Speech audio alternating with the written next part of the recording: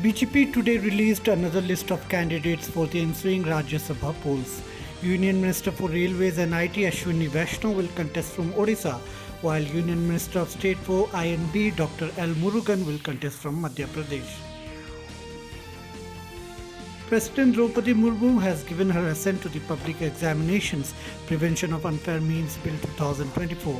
The bill was passed by the Parliament in the recently concluded budget session.